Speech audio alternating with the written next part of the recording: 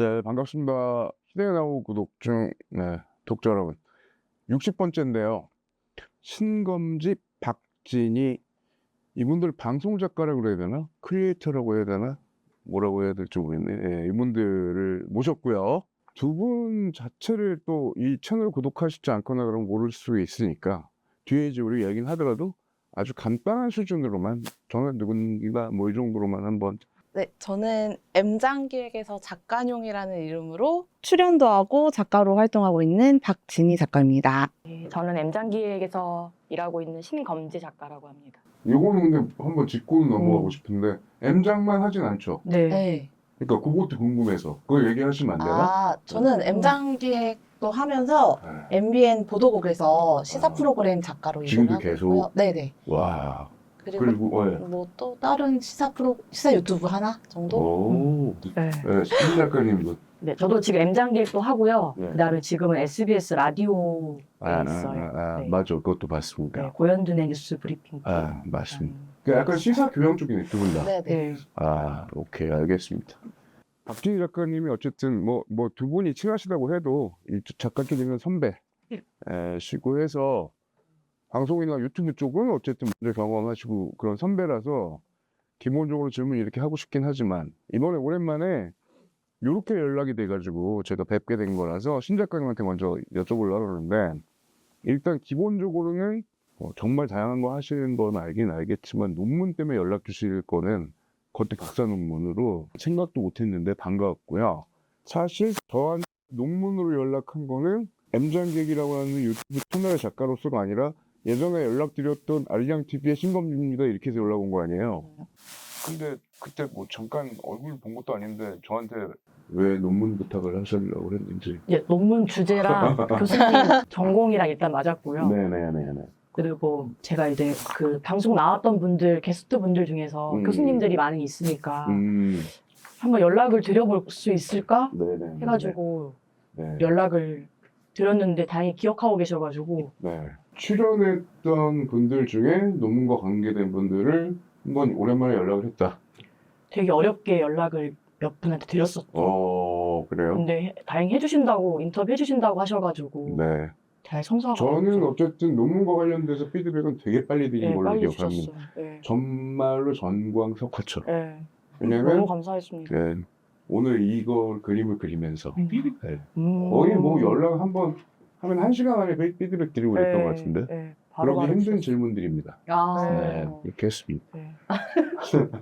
그때 프로그램은 어쨌든 제가 이제 여쭤보고 싶은 거는 방금 우리가 이제 우리 뭐 오늘 주제이기도 하지만 이른바 요즘에 레거시라고 얘기하는 기성방송의 작가로서 연락을 주신 거잖아요. 네. 그때가 AI 관련된 정보 맞아요. 프로그램인데 인공지능 윤리 관련해가지고 네. 했던 무슨 기획 프로였던 것 같아요. 네, 2022년. 맞습니다. 근데 아무튼 오랜만에 연락 주셨는데 제가 요거였지. 그러니까 이름이 독특하잖아요. 사실은 신검지. 근데 여기 재밌는 건 지난번 섭외해서 제가 알리앙TV 나갔을 때는 실제 작가님을 뵙지 못하고 전화통화만 했었나 그랬는데 맞아요. 게다가 그 전화통화 상당히 예의가 있고 톤이 제가 또 그런 이렇게 것도 있거든요. 있거든요. 근데 제가 자주 보는 방송에 거의 그 반쯤 그 업이 막 돼 있는 그분이 동일이냐. 그런데 느낌이 그럴 수 있겠다. 그래서 연락을 해봐야 되겠다. 그래서 제가 카톡으로 이제 물어봤죠. 그랬더니 맞다고. 근데 그냥 그 맞다. 신검지가 이 신검지라고 말씀을 진짜 드렸어요. 이렇게 있고 네. 제가 구독자라고 하니까 상당히 약간 놀라는 거 반, 느낌은 정말 약간 창피한 거 반 같은 그런 느낌이 있는데 그건 아니었죠. 그거를 보셨다고 하니까 좀 창피했죠. 뭐가 창피해. 네. 두 분이 이제 약주하신 거. 그 앵커. 그 나이트. 많이 올라가서. 네, 맞습니다. 그럼 거꾸로 이제 여쭤보게 되겠지만 요 M장기획이라고 하는 요 채널에 입문하신 거는 그러면은 선배이면서 동료이신 박지희 작가님이 추천이었나요? 아니면 뭐 다른 또 그것 때문에 들어가신 거 계기도 궁금해서 신 작가님부터. 진희 작가는 이미 거기서 일을 하고 있었고 그러니까요. 저는 그 M장 사장님이 다른 프로그램을 같이 하고 있었어요. TBS에서. 거기서 이제 역사내피셜 그놈이라는 역사 방송 만들 건데 같이 작가로 일해볼래? 라고 하셔가지고 해가지고 하게 된 거였어요. TBS면 짤짤이 쇼? 네. 그것도 유튜브였어요. 짤짤이 쇼도 네, 제가 짤짤이 쇼. 한번 여기 60명의 크리에이터의 한 그걸로 거기 한번 갔었어요. 네, 그건 나중에 또 얘기 드리기로 하고 네. 여하간 자 어쨌든 이제 계속 이제 선배님이라고 얘기해달라고 하는 네, 작가용으로 작가용이라는 이제 캐릭터죠. 캐릭터라고 할까요? 뭐라고 할까? 뭐 그냥 자리가 되게 편하게 잡힌 것 같은데 작가가 직접 나와가지고 그렇게 운영하는 거 많이 본 적은 없지만 어쨌든 우리 박진희 작가님한테 질문을 하겠습니다. M장기에게 언제부터 하게 되셨고 그때가 뭐 구체적으로 그 계기 이런 거 한번 들어볼 수 있을까요? 처음 합류하게 된 거는 2018년도 말인가 2019년도 초에 잡스러운 연애가 팟캐스트로만 진행이 될 때였어요. 근데 그때 김묘성 기자님을 이제 그 전부터 김묘성 기자님은 2017년부터 알고 지냈던 사이인데 그때 김묘성 기자님한테 연락을 받았어요. 가수 권인아님을 모시고 좀 이제 방송을 하려고 하는데 이제 어떤 식으로 질문을 해야 되고 하는지 좀 잘 모르겠어서. 그 전에 알았던 건 역시 방송사에서 같이? 네, 이제 TV조선에서 잠깐 근무를 했을 때 그때 출연자셨어요. 근데 어떻게 그때 그 당시에 딱 제가 팟캐스트를 딱 즐겨 들을 당시라서 이동영 평론가가 했던 수다맨들 뭐 이런 것들을 막 한참 유행이었죠. 네, 그때 막 즐겨 들을 때 김묘성 기자님을 출연자로 만나니까 제가 너무 반가워서 사실 제가 좀 내향형이랑 먼저 막 너무 반가운 척을 안 하는데 그분한테는 딱 솔직하게 저 팟캐스트 너무 잘 듣고 있다고 해서 출연자랑 작가였는데 밖에서 따로 그냥 밥도 먹고 하다가 인연을 맺었고 2019년도에 그 권인아님 나오는 회차를 시작으로 합류를 하게 된 건 아니고 그 회차가 잡스러운 연애에서 네, 맞습니다. 그러니까 그 전에 그냥 제가 하나 원래 궁금했던 포인트 중에 하나는 일반적인 팟캐스트를 할 땐 정말 이렇게 작가분들 모셔가지고까지 구성을 하나? 아니었을 것 같은데 네. 그랬는데 작가가 들어갔다라는 거는 뭔가 이제 그래도 어느 정도 좀 각 잡고 진행한다 이런 거 아니겠어요? 그래서 궁금했던 건데 그때 특집 때문에 들어가신 거구나. 네, 근데 그때 들어간 건 아니고 그 단발성으로 하게 됐다가 한 2, 3개월 있다가 봄에 2010년도 봄에부터 합류를 하게 됐습니다. 오창석 작가보다 먼저 들어갔어요. 선배. 그러네. 그럼 그때 멤버가 김익금, 김묘성, 네. 홍장원 이렇게 세 분 계셨고요. 그냥 원래 친했던 자기들끼리 네. 거기에 세 분 있었고 저는 그때 출연은 안 했었고 간간히 이제 원래 대본만 아이템 보내고 간간히 이제 게스트분들 제가 뵙고 싶은 분들이 만약에 게스트로 오신다라고 하면 혹시 저 오늘 녹화할 때 가봐도 될까요? 라고 해서 갔었고 상당히 소극적이었네 그때는. 지금도 생각보다 내향형입니다. 내향형의 인간이고 그렇게 해서 하다가 유튜브로 넘어오면서 약간 분위기가 오디오 방송만 하시던 분들이 이제 확실히 비디오로 넘어가니 화면에서 이제 좀 비어있는 느낌들이 좀 있었어요. 초반에는. 근데 친건수 작가도 그렇고 저도 그렇겠지만 방송 작가들의 특징이 내향형인데 리액션에 좀 특화가 돼 있어요. 출연자분들이 말씀하시면 맞아요. 뭐 이렇게 그러다 보니까 저를 좀 이제 속된 말로 깔깔이로 투입을 하겠다라고 하셨는데 근데 좋은 방청객이 되다가 어쩌다 보니 이렇게 출연자로 자리를 잡게 됐습니다. 그랬구나. 그러면은 팟캐스트 시절부터니까 물론 아무리 평소에 좀 재밌게 들었다 그래도 팟캐스트가 현장 가보면 별로 그냥 그렇잖아요. 그러니까 이른바 골방 같은 건데 지금처럼 멤버로 투입된 것도 아니고 하니까 뭐 이게 잘 될까 못 될까까지 그렇게 고민하실 상황은 아니었겠지만 뭐 나중에 약간 가족 같은 느낌이 있으면 그 다음 주에 좀 달랐겠지만 그래서 초반 분위기 같은 게 예를 들면 처음에는 뭐 이렇게 될 줄 몰랐다부터 시작해서 그때부터 계셨다고 하니까 궁금해가지고 그때 상황이 어땠는지 뭐 장비라도 좀 뭐 있었는지 뭐 정말 어디 뭐 그런 데서 했는지 뭐 얘기는 간간히 들은 것 같은데 정확하게 알고 계실 테니까. 초반에는 그 복층형 오피스텔에서 했었어요. 그러니까 룸이 없고 복층형이라서 되게 좁았죠. 그러니까 거실 겸 방인 그 한 공간에서 이제 녹화를 진행을 하는데 그러면은 그 지금 거기 CEO 하고 계신 MC 장원 그분의 오피스텔. 사무실. 네. 그래서 뭐 이 정도 되는 테이블을 2개를 놓고 장비는 정말 최소화된 장비로 지금 저희 M장기에 사용하는 그런 마이크를 가지고 했었거든요. 그래서 중간에 끊기거나 이런 경우도 많았고, 그리고 그때 지금 MC 장원님이 키우고 있는 고양이가 있는데 아코라고, 그 아코라는 고양이가 그 오피스텔에 있었어요. 녹음할 때 들어왔다 나갔다 이러는 거예요. 네, 되게 그래도 얌전한 고양이라서 막 시끄럽게 돌아다니거나 하진 않았는데 가끔 팟캐스트 시절을 기억하시는 분들 중에는 그 아코 소리가 녹음에 많이 들어갔거든요. 왜 요새 안 나오는? 네, 그런 분들이 굉장히 많아요. 지금도 댓글에 가끔. 그랬었고, 뭐 또 다른 에피소드 중에 하나는 오피스텔이니까 화장실이 하나잖아요. 그래서 소리 들어가. 아니 이제 가끔 쉬는 시간에 각자 이제 볼일 보고 이러면은 서로 민망하니까 저희끼리 음악 틀어주고 그랬었어요. 되게 조그마니까. 네, 조그마니까 뭐 그런 것도 있었고, 그때는 솔직히 저도 방송을 막 지금처럼 활발하게 할 때가 아니라서 이해도가 저도 많이 떨어져 있을 때요. 팟캐스트가 뭔지부터 네. 유튜브나 이런 거 전반적으로. 그래서 뭔가 동호회 같은 느낌이 있었죠, 초반에는. 그리고 돈 벌어야 되는데 그거 쉽지 않잖아. 아무리 그래도 완전히 그냥 한번 약간 무모한 도전 같은 거 아닌가? 아니면 그냥 되면 되라 뭐 이런 거였나? 그건 아니고 잡스러운 연애가 멤버가 가장 오래되고 그래도 맞아요. 비교적 많이 바뀌지 않는 이유가 거기에 있는 것 같아요. 그러니까 원래부터. 골방에서부터 시작을 했고 M장기의 프로그램 중에 가장 오래된 게 잡스러운 연애거든요. 맞아요. 근데 이제 그분들은 애초에 돈을 받고 시작하지는 않으셨어요.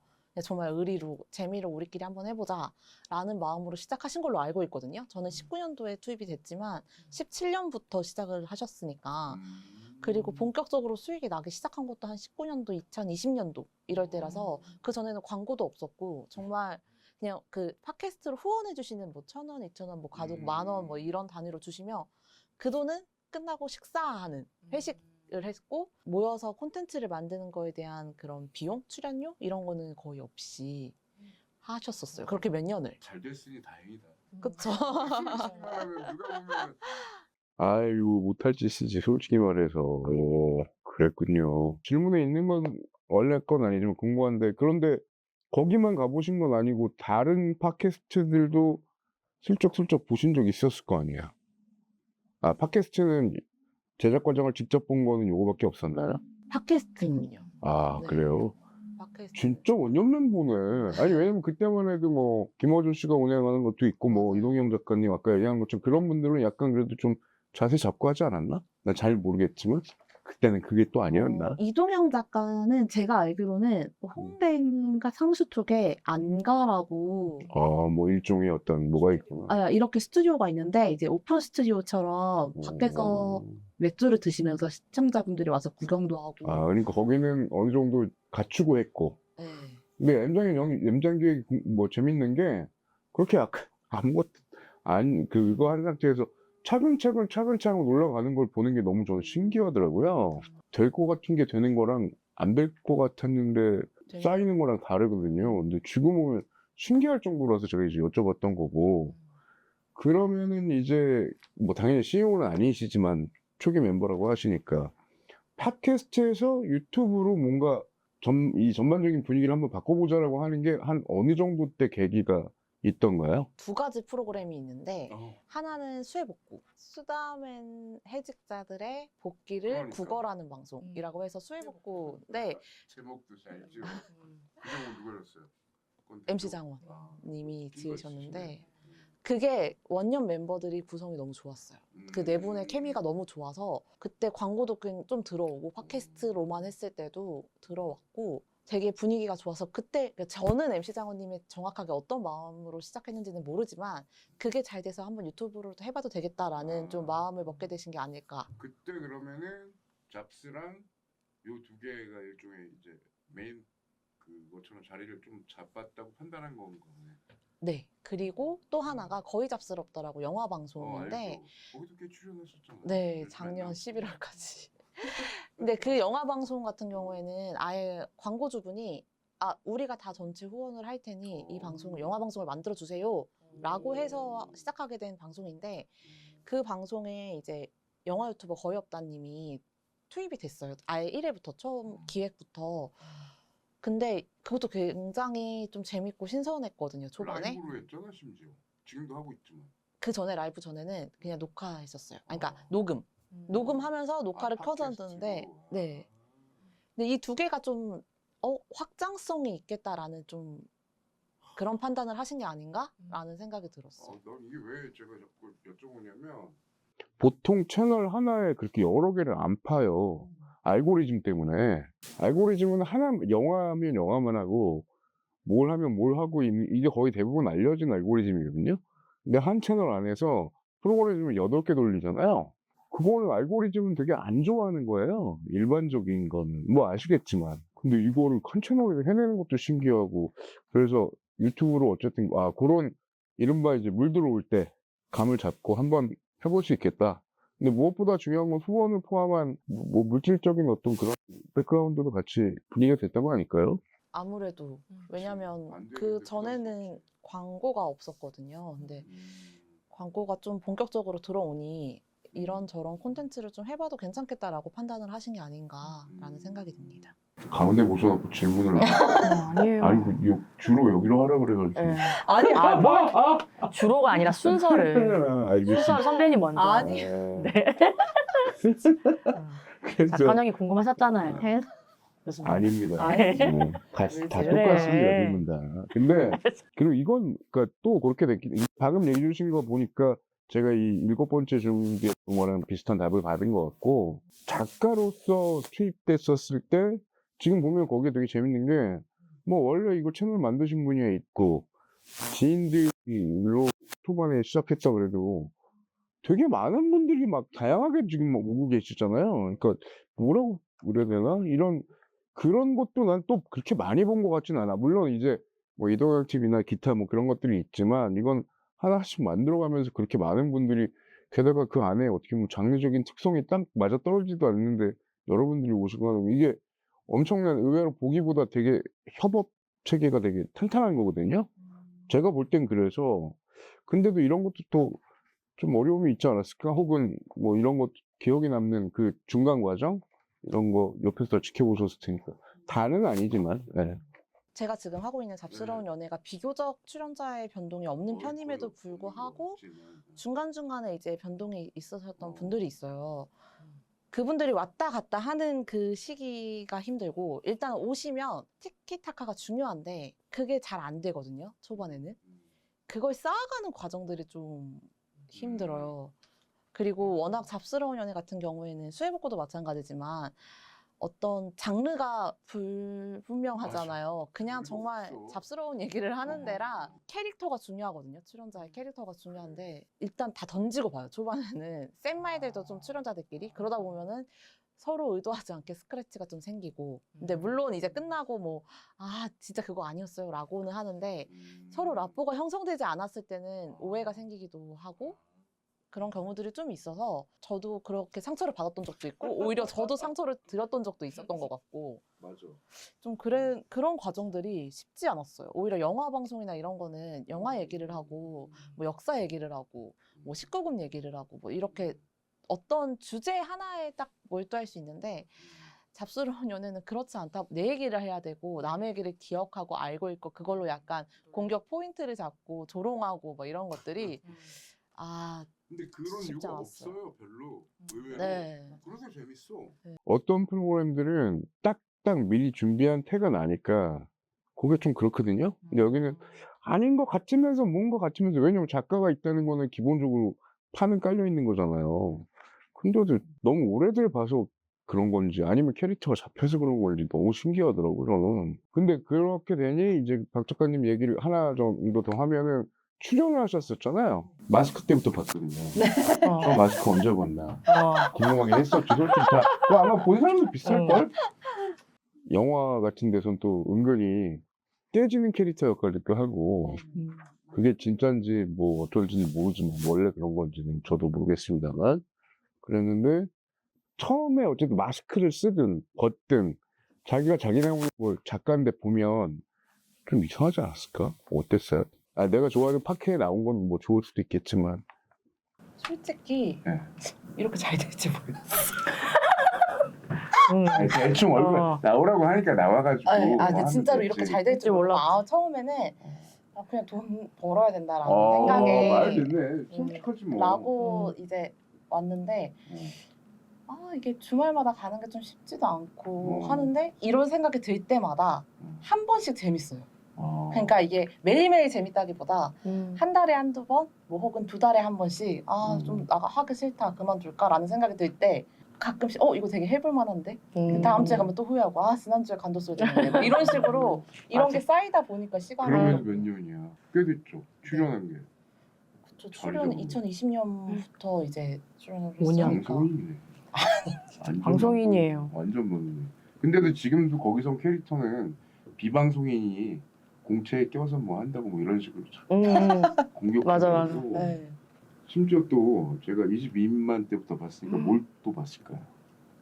뭐 힘들어서 울고 막 이런 맞아. 난 작가인데 이런 캐릭터를 줘서 힘들다 뭐 이런 얘기. 꽤 오래 본 사람들은 볼 수밖에 없어. 맞아, 그런 맞아. 것들을. 아무튼 그렇습니다. 근데 하다가 그냥 약간 익숙해지기도 하고 지금은 잘 돼가지고 가끔 사람들 알아보겠네. 알아봐요. 진짜. 같이 식당 가면은 식당 사장님들이 알아보고 막 서비스도 주시고 막 그래요. 이제 신문 이런 나갑니다. 거. 신문 나가. 어떡하냐. 그러니까 이 신문 야, 그 어떡하냐. 신문으로 된 건 못 보셨죠? 네. 전면으로 나가. 한 면 싹. 근데 왜 그렇게까지 너 괜찮을 거. 큰일 났네요. 종이 낭비 아닐지 싶은데요. 아니에요. 오빠가 늘상 말하는 네. 전파 낭비가. 두 분이 프로그램을 다 맡고 계시지는 않죠. 당연한 얘기지만 네. 하나 맡고 계시고 네. 한 3개 정도 하고 전체적인 주관도 하시나요? 아니요, 저는 지금은 2개 하고 아, 있어요. 알고 있습니다. 근데 이제 제가 옆에서 보는 거를 이제 여쭤본 건데 8개를 주간 단위로 한다? 이거는 웬만한 제작사도 못 하거든요. 해외에 무슨 뭐 토크 손님 모시고 하는 것도 있고 일주일에 프로그램 하나란 말이에요. 이거 되게 쉽지 않은데 라이브 2개고 이게 이 구조 자체가 뭐 하다보다 된 거겠죠? 그거 맞는 거죠, 그게? 아니면 이걸 정말 이걸 다 짜고 했다? 이거 방송사도 못하거든. 정말 못해. 이거 쉽지 않거든. 하다 보니까 된 것도 있고. 근데 이제 MC 장원님께서 이런 거 하나 해야겠어. 그러니까 예를 들어 역사나 에피셜 같은 경우에는 이거 해야지라는 얘기를 이제 엄지 작가님이 트윗되기 훨씬 전부터 그냥 계속 입버릇처럼 말씀해 주셨어요. 이거 해야지. 오뜨밤도 이거 해야지. 근데 지금 생각 중이야. 근데 그 생각이 뭐냐면 출연자 구성을 어떻게 할 것인지. 결국은 출연자지 여기는 네. 다 토크니까 네. 무슨 뭐 액션을 보여줄 것도 별로 맞아요. 없고 그러니까 나는 이런 장르를 개척한 것 같아 진짜 생각보다 쉽지 않아요. 우리도 잘 알고 있지만 제일 힘든 게 인터뷰고 원래가 그리고 토크 그렇게 매주 쉽지 않습니다.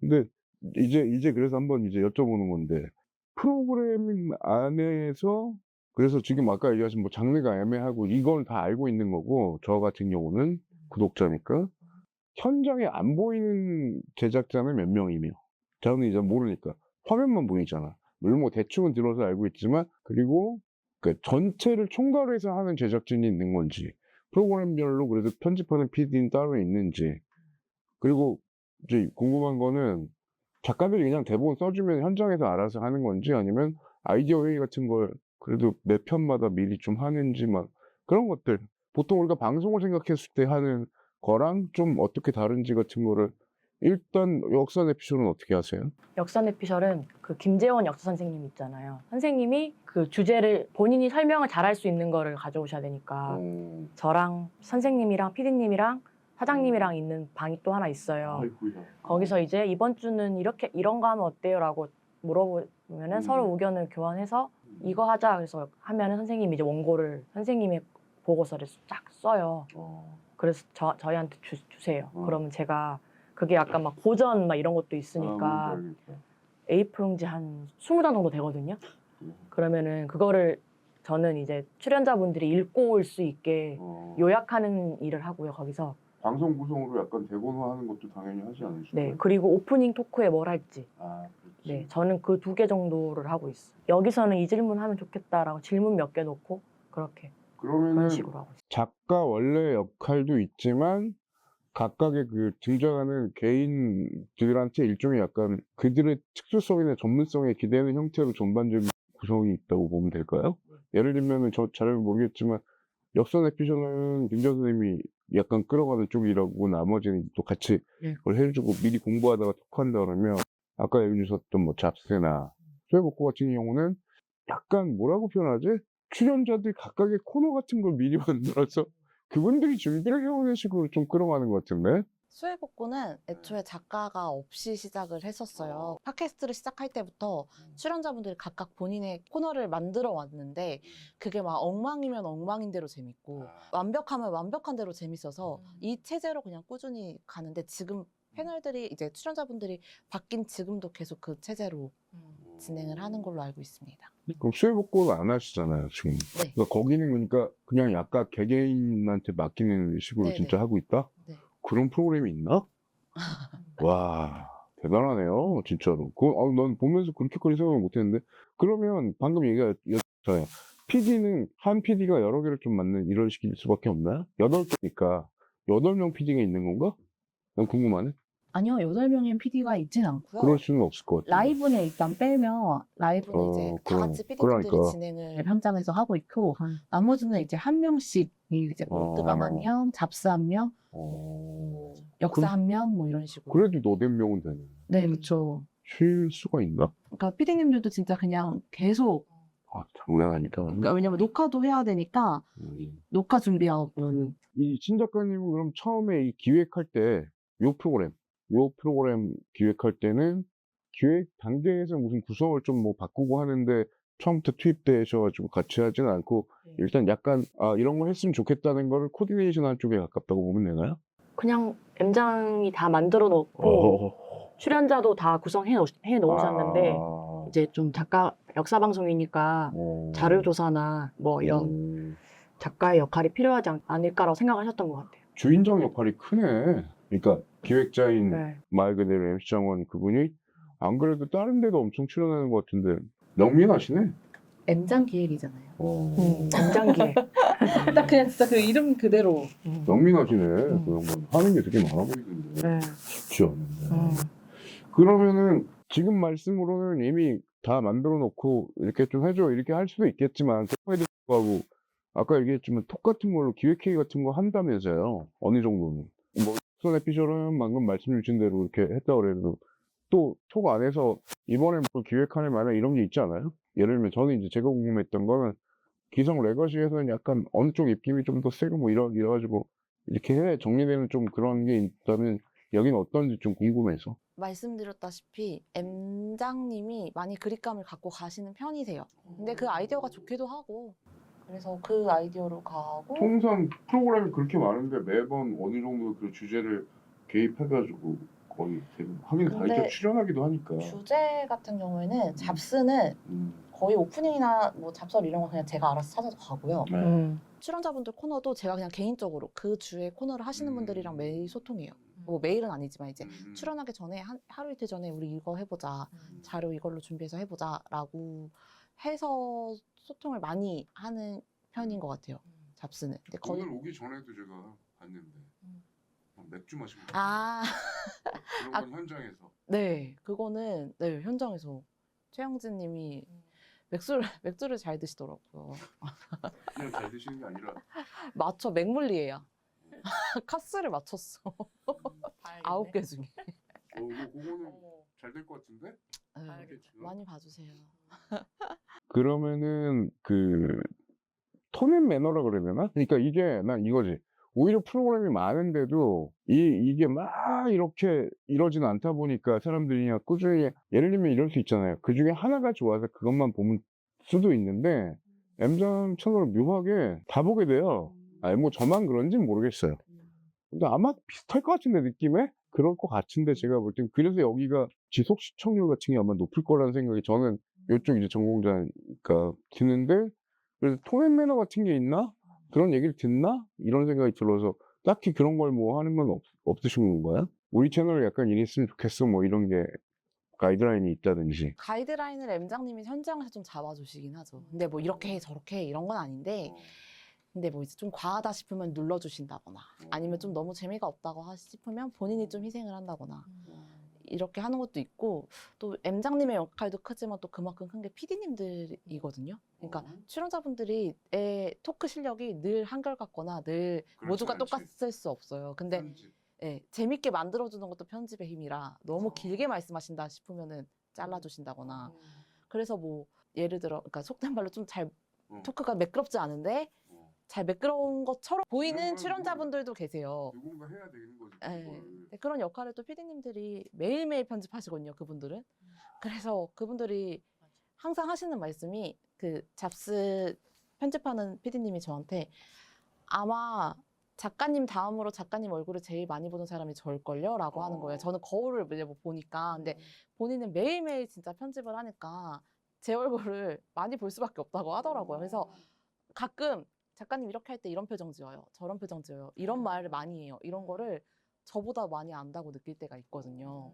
그렇다 보니까 그분들이 저를 더 매끄럽게 만들어준다거나 다른 출연자분들을 좀 좋게 만들어주는 역할을 하시죠. 손이 가죠, 당연히.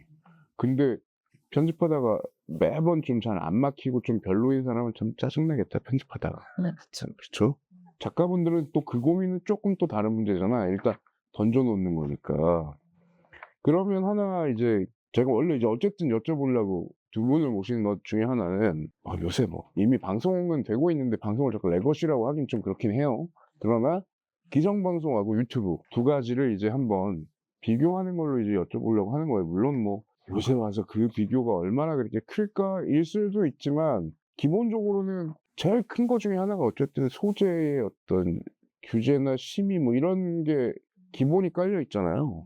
그래서 그거는 어떻게 느끼시는지 혹은 제작할 때나 원고를 쓸 때나 뭐 소재를 고르고 할 때 상대적으로 어쨌든 둘은 어떻게 다르다라는 측면에 대해서 한번 좀 먼저 만약에 역사 방송이라고 치면 유튜브는 좀 그 말씀하신 대로 그런 제한 같은 게 없으니까 조금 농담 같은 것도 섞여서 할 수 있을 것 같고 또 내피셜 같은 그래서 역사 내피셜이거든요. 맞아. 제목도 네. 너무 이렇게 너르게 아무거나 해도 뭐 아무거나 네네. 아니지만 해도 될 것 같이 아주 은근슬쩍 잘 졌어. 네, 그래서 내피셜로 그냥 한번 그 사람의 그 음. 마음이나 심리 상태를 한번 들여다보자 이런 것도 있었거든요. 기획도에는. 그래서 KBS나 MBC나 뭐 그런 뭐 알죠. 공중파에서 하는 역사 방송은 뭔가 이렇게 그 팩트를 계속 틀리지 않아야 된다고 한다고 치면은 역사 내피셜 그놈은 그냥 하고 싶은 말도 하고 상상의 나래를 피는 것 같아요. 역사 프로그램이니까 팩트 체크 중심으로 가야 된다라는 그걸 굳이 네. 막 할 필요는 없는. 네. 그러면 솔직히 기획이나 대본을 하거나 할 때는 상대적으로 조금 더 자유스럽긴 하네요. 네. 그래서 이제 그 역사 덕후분들이 계시잖아요. 맞아. 그래서 막 그분들은 또 그거 초반에 막 댓글에서 이거 틀렸다 저거 틀렸다 하는 분들은 그냥 처음부터 나가라 그랬어. M장기 이래 때부터 우리한테 그런 거 바라지 마라. 그래서 역사 내피셜이에요. 처음부터 아예 그렇게 네. 뭐라 그러지 포맷을 정해놓으니까 작가나 출연자도 조금 더 마음이 네네. 편했겠네. 뭔가 틀리면 안 될 것 같은 그런 게 있잖아, 역사는. 근데 물론 선생님이 계시기 때문에 틀리진 않지만 다른 출연자분들은 좀 다른 얘기들을 좀 더 할 수 있는 방송인 것 같아요. 그리고 의도했던 그 포맷이나 대본대로 꼭 다 되진 않고 그때그때마다 많이 다르죠. 네네. 역사 에피소드도. 네. 보다 보면 그런 것 같아. 저걸 미리 연출하고 할 수는 없잖아. 근데 우리 알고 있지만 레거시, 그러니까 기존 방송은 그 웃는 포인트마저 연출된 것들이 거의 많잖아요. 솔직히 말해서. 대본이 사실상 그 안에 기승전을 다 집어넣어놓고 연기하듯이 하는 경우도 꽤 많은 걸 알고 있지 않습니까? 그래서 제가 여쭤본 거였는데, 그럼 심지어 또 지금 현재 하고 계신 프로그램 그 두 개는 현장 발생용이 더 많잖아요. 그러니까 기존에 하는 것도 당연히 있겠지만, 그래서 그건 또 기획할 때 당연히 지금 MBN 것도 하고 계시니까 좀 약간 차이를 굳이 얘기하자면 일단 뭐 생방이다 라이브가 아니다라는 차이가 좀 큰데 제가 MBN에서는 생방을 하고 있어가지고 근데 저는 이제 또 반대로 오히려 좀 이 선이 좀 명확해지지 않는 것 같아요. 점점 유튜브와 레거시의 선이 요새는 네 왜냐하면은 다들 유튜브라고 하면은 되게 자유분방하고 왠지 편하게 다 아무 얘기나 해야 돼. 막말도 할 수 있을 것 그러니까 같고. 아직도 약간 그 저희가 예전에 봤던 그 아프리카 TV, 그러니까 진짜 좀 거칠게 했던. 네, 요즘은 죄송해요. 제가 안 봐서 잘 모르겠는데.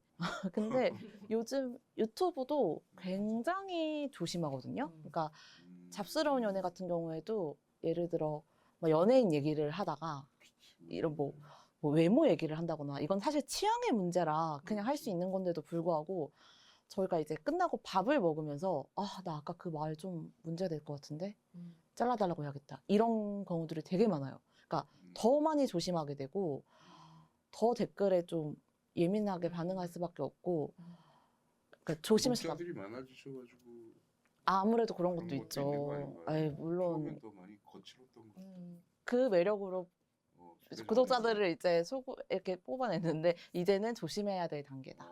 근데 조심하다 보면 또 약간 여기만의 매력이 좀 떨어질 수 있다는 생각도 들 것 같은데. 그렇죠. 그래서 누군가는 희생을 해야 돼요.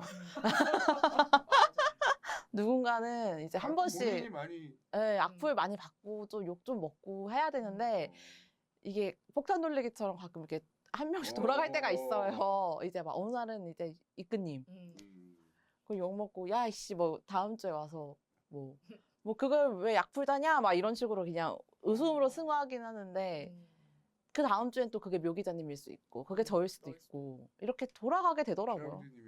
최영님이 한동안 그런 걸 좀 드셨던 것 같은데. 초반 자리 잡는 거. 네, 아까 자리 얘기했던 바로 잡는 그거죠.